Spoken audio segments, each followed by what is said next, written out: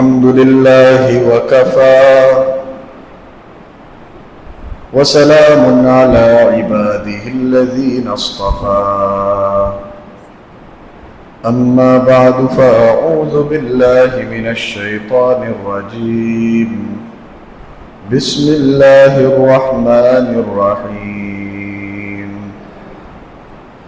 قال هل علمتم ما فعلتم بيوسف وأخيه إذ أنتم جاهلون قالوا أئنك لأنت يوسف قال أنا يوسف وهذا أخي قد من الله علينا إنه من يتق ويصبر فإن الله لا يضيع أجر المحسنين قالوا تالله لقد آثرك الله علينا وإن كنا لخاطئين قال لا تثريب عليكم اليوم يغفر الله لكم وهو أرحم الراحمين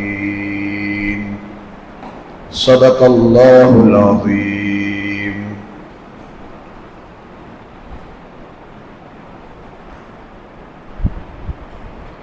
اب یوسف علیہ السلام کے ہاتھ میں وہ خط جو ان کے والد نے ان کی طرف لکھا تھا موجود ہے. مجلس اور دربار کے اندر پن ڈراپ سائلنس ہے. مجمع اکٹھا ہو چکا ہے. اب پتہ نہیں بادشاہ یعنی حضرت یوسف علیہ السلام کس چیز کا فیصلہ کرتے ہیں. یوسف علیہ السلام نے اللہ تعالیٰ کے حکم سے بالآخر وہ راز کھول دیا. اب وہ وقت آ چکا تھا کہ بھائیوں کے سامنے یہ ظاہر کر دیا جائے کہ حقیقت کیا ہے. یوسف علیہ السلام نے کہا تمہیں یاد ہے جب تم نادان تھے تو تم نے یوسف اور اس کے بھائی کے ساتھ کیا سلوک کیا تھا.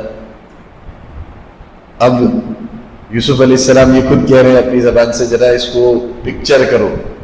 یوسف علیہ السلام کہہ رہے ہیں تمہیں یاد ہے کہ جب تم نے کانسیکوینسز کو سوچا نہیں تھا, یہ سوچا نہیں تھا کہ ہمارے اس کام کے نتیجے میں کیا اثر ہوگا, ریزلٹ کیا آئے گا, اور تم نے یوسف اور اس کے بھائی کے ساتھ برا سلوک کیا. تو قال هل علمتم, کیا تمہیں معلوم ہے تم نے یوسف اور اس کے بھائی کے ساتھ کیا سلوک کیا تھا جب تم انجام کار سے ناواقف تھے. اب بھائی کنفیوز ہے, شوق میں ہے, پن ڈراپ سائلنس ہے, سوچ میں مبتلا ہو گئے ہیں کہ ہم بات کیا کر رہے ہیں, جواب کیا آ رہا ہے. سوال دیگر جواب دیگر. ہم کہہ رہے ہیں ہمیں غلے کی ضرورت ہے اور ہمارے والد جو ہیں وہ بوڑھے ہو چکے ہیں, اور یہاں سے یوسف اور اس کے بھائی کے بارے میں پوچھا جا رہا ہے. تو کنفیوز ہو گئے بھائی. انہوں نے سامنے یوسف علیہ السلام سے پوچھا, قرآن نقل کرتا ہے بھائیوں نے دریافت کیا انت یوسف. یہ اگر الفاظ جو قرآن نے استعمال کیے ہیں اس پر غور کیا جائے تو پوچھنے کا انداز کچھ اس طرح تھا, انت یوسف, کیا واقعتاً آپ ہی یوسف ہو. اس طرح انت یوسف, انت یوسف, اس طرح اٹک اٹک کر, ہچکچا کر, شوق ہونے کے انداز میں. قالوا انت یوسف, اس طرح شوق ہو کر پوچھا بھائیوں نے. یوسف علیہ السلام نے بالآخر کہا قال انا یوسف وہذا اخی. یوسف نے کہا ہاں میں یوسف ہوں اور یہ میرا بھائی ہے, یعنی بنیامین کی طرف اشارہ کرتے ہوئے میں یوسف ہوں اور یہ میرا بھائی ہے. واقعی اللہ نے ہم پر احسان فرمایا ہے, جو شخص تقوی اختیار کرتا ہے اور صبر سے کام لیتا ہے تو یقیناً اللہ تعالیٰ اچھے عمل کرنے والوں کا اجر ضائع نہیں کرتے. یوسف علیہ السلام نے یہ ظاہر کر دیا کہ واللہ غالب علی امرہ ولکن اکثر الناس لا یعلمون. اللہ اپنے معاملے پر پوری طرح غالب ہے, اسے پورا کنٹرول حاصل ہے, اکثر لوگ لیکن یہ بات جانتے نہیں ہیں. اکثر لوگ اس بات کا یقین نہیں رکھتے کہ اللہ تعالیٰ فل کنٹرول میں ہے، اس کے کنٹرول کے اوپر کسی کا کنٹرول نہیں۔ تو کیا یہ وہ موقع نہیں تھا کہ یوسف علیہ السلام پوری طرح بدلہ لے لیتے اور تانا دیتے، یوں کہتے کہ کیوں اب آ گئے گھٹنے دیکھتے ہوئے؟ وہ وقت یاد ہے تمہیں جب تم نے کہا تھا نحن عصبہ، کہ ہم ایک مضبوط جماعت ہیں، ہم ایک مضبوط گروہ ہے، ہمارے جیسا تو کوئی نہیں۔ اب آ گئے گھٹنے دیکھتے ہوئے، یہاں پر حالات نے تمہیں بھی مجبور کر دیا بالآخر۔ کہنے کا وقت تھا، موقع تھا، لیکن اس کے باوجود یوسف علیہ السلام کی طرف سے اس طرح کے کوئی الفاظ نہیں ملتے، بلکہ اس کا اپوزٹ ملتا ہے۔ انہوں نے معافی کا عام اعلان کر دیا، بھائیوں کے لیے علی الاعلان معافی کا پروانہ چھوڑ دیا۔ ایک سبق تو ہمیں یہ ملتا ہے کہ اللہ تعالیٰ نے اس موقع پر یوسف علیہ السلام کو غالب کیا، بھائیوں کو مغلوب کر دیا، تمام تر مصیبتوں کو ختم کر دیا۔ اس موقع پر آگے یوسف علیہ السلام کہتے ہیں قد من اللہ علینا، واقعی اللہ نے ہم پر احسان فرمایا۔ سوچنے کا مقام ہے کہ جب اللہ تبارک و تعالیٰ کسی مصیبت سے نجات دے نا، پہلا سبق آج کا، تو جو چیلنجز اور مصیبتوں کو جھیلنا پڑا ہے اس کا تذکرہ مت کرو، بلکہ اب جو اللہ تعالیٰ نے خوشحالی اور انعامات سے نوازا ہے اس کا تذکرہ کرو۔ بعض لوگ یہ کہتے ہیں، ہم سنتے ہیں کہ تذکرہ کرتے ہیں برے دنوں کا کہ وہ دن ایسے تھے، پوچھو مت، بہت کڑی حالت سے ہم گزرے ہیں، بہت سختی کی حالت سے ہم گزرے ہیں، اس میں یوں ہوا تھا، ایسا ہوا تھا، ویسا ہوا تھا، ہم پر ایسا ٹائم آیا۔ نہیں، بلکہ اللہ تعالیٰ خوشحالی سے نوازے تو اللہ تعالیٰ کا احسان مانو اور یوں کہو کہ پروردگار نے ہم پر احسان کیا، کیا کچھ نہیں ہے ہمارے پاس، پروردگار نے ہمیں کیا کچھ سے نہیں نوازا ہے۔ احسانات کا تذکرہ کرو، جیسے کہ یوسف علیہ السلام نے یہاں پر احسانات کا تذکرہ کیا۔ یہ بات یاد رکھو کہ پروردگار نے جو تمہیں دیا ہے وہ تمہارے لیے سب سے زیادہ بیسٹ چیز ہے، اس سے بہتر کوئی اور چیز تمہارے لیے ہو ہی نہیں سکتی۔ تمہارے لیے کوئی گاڑی دی ہے، 4 ویلر دی ہے، تو تمہارے لیے مرسیڈیز ہے۔ اس بات کا خیال تمہارے ذہن میں ہونا چاہیے، کیونکہ پروردگار نے وہ تمہارے لیے لکھ رکھی ہے، بھلے وہ رچ ہو یا ٹویوٹا ہو، لیکن تمہیں یہ خیال کرنا ہے کہ وہ تمہارے لیے تو مرسیڈیز ہی ہے، اس لیے پروردگار نے وہ تمہارے لیے لکھ کر رکھی ہے۔ قد من اللہ علینا۔ دوسرا سبق کہ احسانات، اس بات کا دماغ کے اندر اور دل کے اندر استحضار رکھو کہ پروردگار کے احسانات ہے، ورنہ تم تو کچھ بھی نہیں تھے۔ قد من اللہ علینا، رب کے احسان کی وجہ سے ہمیں نجات ملی ہے، ہم نے چھٹکارا پایا ہے، ورنہ ہمارے اندر کچھ بھی نہیں تھا، ہم تو کچھ بھی نہیں اور ہم سے کچھ بھی نہیں، پروردگار تو سب کچھ اور تجھی سے سب کچھ۔ قد من اللہ علینا۔ تو یہی ہمیں سبق دیگر پیغمبروں سے بھی ملتا ہے۔ بعض مرتبہ تم نے دیکھا ہوگا کہ لوگوں کے گھروں پر باہر انٹرنس میں لکھا ہوتا ہے ھذا من فضل ربی۔ ترجمہ کیا ہوتا ہے اس کا؟ یہ میرے پروردگار کا فضل ہے، میرا کمال نہیں ہے، یہ جو کھڑا ہوا ہے یہ پروردگار نے جو گھر عطا کیا ہے یہ پروردگار کا فضل ہے، میرا اس میں کوئی کمال نہیں ہے۔ ھذا من فضل ربی، یہ دراصل جملہ کس نے کہا تھا معلوم؟ حضرت سلیمان علیہ السلام نے، اور اس کو قرآن کریم نے نقل بھی کیا ہے۔ واقعہ بڑا طویل ہے، لیکن 19ویں پارے میں ایک مرتبہ حضرت سلیمان علیہ السلام نے یہ کہا تھا کہ مجھے بلقیس کا جو تخت ہے وہ لا کر دو۔ کون لا کر دے گا؟ سب سے زیادہ تیز کون ہے؟ تیزی کے ساتھ وہ تخت وہاں سے جو سینکڑوں میل دور ہے ابھی میرے پاس، میرے دربار میں حاضر کون کر سکتا ہے؟ تو ایک آدمی تھے، انہوں نے پلک جھپکنے کے برابر بھی نہیں گزری تھی کہ وہ تخت یہاں پر حاضر کر دیا تھا۔ ایک کرامت تھی ان کی۔ اس وقت جب انہوں نے دیکھا کہ تخت دربار میں حاضر ہوا ہے، فوراً سلیمان علیہ السلام نے کہا ھذا من فضل ربی، یہ میرے پروردگار کا فضل ہے، میرا کوئی کمال نہیں۔ پروردگار نے یہ حکومت اور طاقت سے مجھے نوازا ہے. ھذا من فضل ربی لیبلونی ااشکر ام اکفر. وہ مجھے آزما رہا ہے میں شکر گزاری کرتا ہوں یا ناشکری کرتا ہوں. تو یہ ہمیں دوسرا سبق ملتا ہے. تیسرا سبق یوسف علیہ السلام نے آگے کیا فرمایا دیکھو. پہلے ترجمہ ختم کر لیتے ہیں. قالوا تاللہ لقد آثرک اللہ. بھائیوں نے عرض کیا خدا کی قسم اللہ نے آپ کو ہم لوگوں کے اوپر برتری عطا فرمائی ہے.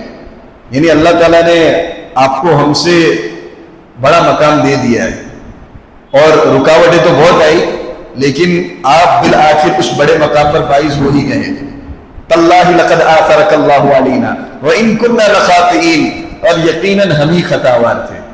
بھائیوں نے یہ کہا تو یوسف نے کیا کہا آج تم لوگوں پر کوئی الزام نہیں ہے. لا تثریب علیکم اليوم. کوئی الزام نہیں, کوئی پکڑ دکڑ نہیں. اللہ تم کو معاف فرما دے. پر اللہ تمام مہربانی کرنے والوں سے بڑھ کر مہربان ہے. یعنی یوسف علیہ السلام نے اتنے سارے حادثات کے باوجود اور واقعات کے باوجود بھائیوں کو ایک ہی جھٹکے کے اندر معاف کر دیا. معافی کی ایک مثال قائم کر دی, ایک سبق قائم کر دیا. تو معاف کرو تو اس طرح معاف کرو, دل کو صاف رکھ کر معاف کرو. بعض لوگ اس طرح کہتے ہیں معاف کرتے وقت معاف تو کر دیتا ہوں لیکن بھول نہیں سکوں گا. بعض لوگوں کی زبان سے یہ الفاظ نکلتے ہیں معافی کے وقت کہ معاف تو کر دیتا ہوں لیکن میں بھول نہیں پاؤں گا. تو پھر تم نے معافی کیوں کیا؟ انگریزی کے اندر ایک بہت اچھی کہاوت ہے I can forgive but I cannot forget. It's just another way of saying that you did not forgive. یوں کہنا کہ میں معاف کرتا ہوں لیکن میں بھولتا نہیں ہوں, یہ ایسا ہی ہے جیسے کہ تم نے سرے سے معافی نہیں کیا. یہ ایسا ہے جیسے تم نے سرے سے معافی نہیں کیا. یا تو تم تھوڑا وقت لو معاف کرنے میں, تھوڑا وقت لو, لیکن جب معاف کرو تو سامنے والے کے سامنے اس بات کا تذکرہ مت کرو کہ میں بھول نہیں پاؤں گا. ہاں انسانی فطرت ہے, وہ بعض واقعات بھول نہیں پاتا, لیکن سامنے والے کے سامنے بیان کرنے کا کیا فائدہ ہے؟ تم اس کے سامنے یہ بیان کر کے دراصل اسے معاف نہیں کر رہے.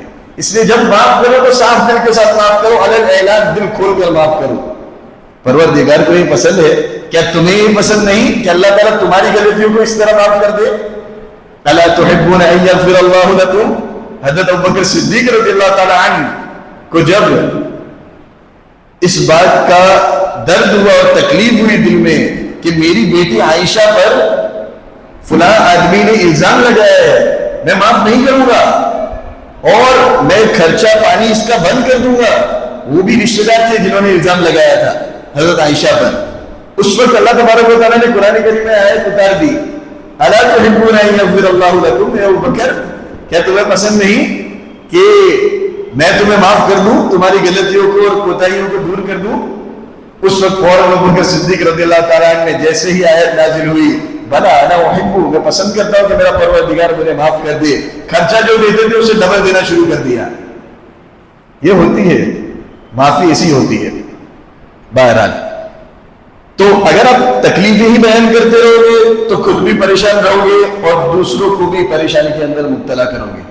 تکلیفیں بیان مت کرو. پروردگار اگر احسانات سے نوازے, انعامات سے نوازے تو کھلم کھلا دل کھول کر ان انعامات کا, ان احسانات کا تذکرہ کرو. پروردگار نے ہمیں بہت بڑی مصیبت سے باہر نکالا ہے. پروردگار نے ایک بہت بڑی بیماری سے چھٹکارا دیا ہے. اس نے ہمیں صحت سے نواز رکھا ہے. پروردگار نے ہمیں, وہ ایک وقت تھا جب کچھ وقت کے لیے اللہ تعالیٰ نے رزق تنگ کر دیا تھا, لیکن اب اللہ تبارک و تعالیٰ نے بہت زیادہ کشادہ کر دیا ہے. یہ اس کا احسان ہے. ایک وقت تھا کہ میرے بچے میرے کنٹرول میں نہیں تھے, لیکن پروردگار نے دعا کی توفیق دی اور اب الحمدللہ وہ نیک ہے, حافظ ہے, عالم ہے. تذکرہ کرو. وَأَمَّا بِنِعْمَةِ رَبِّكَ فَحَدِّثْ. پروردگار کی نعمتوں کو بیان کرو. اللہ تعالیٰ کہہ رہے ہیں اور تیرے رب کی نعمتوں کو تو بیان کر. فحدث. اب انه من يتقي ويصبر فان الله لا يضيع اجر المحسنين کے متعلق اس کے اندر یہ پورے اس چیپٹر کی سمری ہے. جس طرح سورہ فاتحہ کے بارے میں کہا جاتا ہے کہ پورے قرآن کریم کے اندر جو جو مضامین اور ٹاپکس ہیں اس کا اجمالاً تذکرہ یعنی شارٹ فارم میں اشاروں میں تذکرہ سورہ فاتحہ کے اندر ہو گیا ہے. آپ کو معلوم ہے کہ سورہ فاتحہ کے اوپر مفسرین نے والیومز لکھی ہیں, والیوم نہیں, بہت ساری جلدوں کے اندر تفسیر لکھی ہے صرف سورہ فاتحہ پر. تو سورہ فاتحہ کے اندر پورے قرآن کریم کا خلاصہ ہے, ٹاپکس بیان کیے گئے ہیں. اسی طرح جو یہ آیت ہے انہ من یتقی ویصبر, یہ پورے سورہ یوسف کا خلاصہ ہے, بلکہ یوں کہا جائے کہ ہماری زندگی کا خلاصہ ہے تو کچھ بعید نہیں.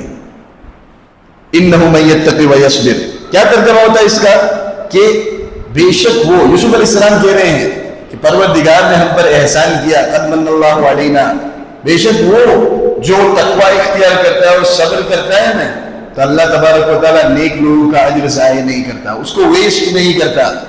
اب یہاں یوسف علیہ السلام نے ایک بات قابل غور ہے کہ من یتقی ویصبر کہا, جو شخص تقوی اختیار کرتا ہے اور صبر سے کام لیتا ہے تو اللہ تعالیٰ ایسے لوگوں کا اجر, محسنین کا اجر ضائع نہیں کرتے. حالانکہ یوسف علیہ السلام نے خود تقوی اختیار کیا تھا اور خود انہوں نے صبر سے کام لیا تھا, لیکن اپنی طرف منسوخ نہیں کر رہے, میں کچھ نہیں, میں کچھ بھی نہیں, سبق ہمیں حاصل کرنا ہے. اور یہ بات بھی مسلم ہے کہ جو والدین کی خدمت کرے گا اور ان کے ساتھ حسن سلوک سے کام لے گا تو اللہ تبارک و تعالیٰ ایسے لوگوں کا اجر بھی ضائع نہیں کرتا. ایسے لوگوں کی عمروں میں اللہ تبارک و تعالیٰ برکت دیتا ہے. برکت کا مطلب کیا ہے؟ نیکی کا کام ان کے لیے کرنا آسان ہو جاتا ہے, ان کا ٹائم اللہ تعالیٰ ویسٹ نہیں ہونے دیتا, بلکہ چھوٹے سے وقت کے اندر اور چھوٹے سے ٹائم پیریڈ کے اندر اللہ تبارک و تعالیٰ ان سے بہت زیادہ کام لے لیتا ہے. علامہ نووی رحمۃ اللہ علیہ بہت بڑے محدث گزرے ہیں, امام شافعی رحمۃ اللہ علیہ کے فالوورز میں سے ہیں. علامہ نووی 40 سال کی زندگی پائی, لیکن ان 40 سال کی زندگی کے اندر بہت بڑا کارنامہ انجام دے دیا کہ فقہ شافعی جو مذہب ہے اور مسلک ہے وہ امام نووی رحمۃ اللہ علیہ کا اس کے اندر بہت بڑا دخل رہا ہے.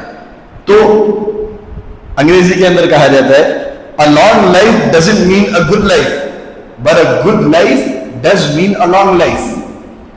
لمبی زندگی کا مطلب ہر مرتبہ یہ نہیں ہوگا کہ ایک زندگی اچھی بھی گزرے گی, لیکن اگر اچھی زندگی گزری ہے تو اس کے بارے میں یوں کہا جا سکتا ہے کہ اگرچہ چھوٹی تھی لیکن لمبی ضرور تھی. بہت گہری بات ہے کہ لمبی زندگی ہمیشہ اچھی نہیں ہوا کرتی, لیکن اچھی زندگی اگرچہ چھوٹی ہو لیکن بہت لمبی ہوتی ہے. 40 سال کی عمر کے اندر اللہ تبارک و تعالیٰ نے اب تک ان کے فیوز اور برکات کو باقی رکھا ہے. برکت اصل چیز ہے.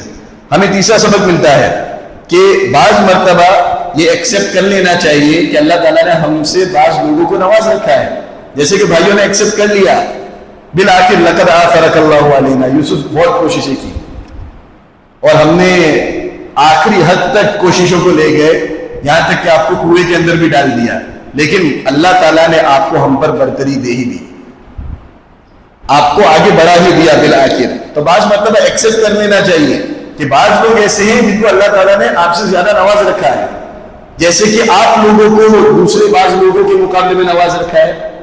یہ دنیا کا دستور ہے, اس کو ایکسپٹ کریں گے زندگی زیادہ خوشگوار گزرے گی. ہاں کوششیں جاری رکھنی چاہیے, غبطہ ایک اچھی چیز ہے کہ نعمتوں کے اندر اور علم اور عمل کے اندر وہ آگے بڑھ رہا ہے تو میں بھی آگے بڑھوں, وہ حلال کما رہا ہے میں بھی حلال کماؤں, اس کے پیچھے محنت اور کوشش کروں, لیکن کبھی بھی اس خیال کے ساتھ اور اس کوشش کے ساتھ نہیں کہ میں سامنے والے کا راستہ بند کر دوں. وہ اپنی کوشش میں لگا رہے, میں اپنی کوشش کرتا ہوں, کمپٹیشن کوشش, لیکن کبھی بھی یہ سوچ اور خیال پیدا نہیں ہونا چاہیے کہ کسی نہ کسی طریقے سے اس کا راستہ بند ہو جانا چاہیے. نہیں, یہ غلط بات ہے. آخری سبق کہ یوسف علیہ السلام نے کہا کہ میں نے تو معاف کر ہی دیا اور مجھے امید ہے کہ پروردگار بھی معاف کر دے گا. لا تثریب علیکم اليوم, آج کوئی پکڑ دکڑ اور کوئی الزام تم پر نہیں, یغفر اللہ لکم, اور مجھے امید ہے کہ رب بھی تمہیں معاف کر دے گا. ہم کیا کہتے ہیں معاف کرتے وقت؟ جب ہم تو فوراً معاف کرتے ہی نہیں, لیکن جب معاف نہیں کرتے تو ایسے جملے ہماری زبان سے نکلتے ہیں کہ میں تو معاف نہیں کرتا اور میں دعا کرتا ہوں کہ اللہ بھی تیرے کو معاف نہ کرے. اللہ ہماری حفاظت فرمائے. بڑے سخت الفاظ ہے, میں تو معاف کروں گا ہی نہیں اور میں دعا بھی کرتا ہوں کہ اللہ بھی تمہیں کبھی معاف نہ کرے. غلط ہے، پیغمبروں کے طریقے کے خلاف ہے. دیکھو یوسف علیہ السلام سے سبق لو. آخری بات، مسائل سلوک میں علامہ تھانوی رحمۃ اللہ علیہ نے یہ بات لکھی تھی، ایک سوال قائم کیا تھا کہ یوسف نے کیسے معاف کر دیا، ان پر کتنا سادہ ہوا تھا، ان پر تو غم اور مصیبتوں کے پہاڑ توڑے گئے تھے. والد صاحب سے الگ کیا گیا، ان کو جیل کے اندر ڈالا گیا، عورتوں کے الزامات ان پر لگے، کیا کچھ نہیں ہوا یوسف علیہ السلام کے ساتھ. لیکن انہوں نے ان سب چیزوں کو معاف کیسے کیا، انہوں نے وہ دل کیسے بنایا معاف کرنے کا.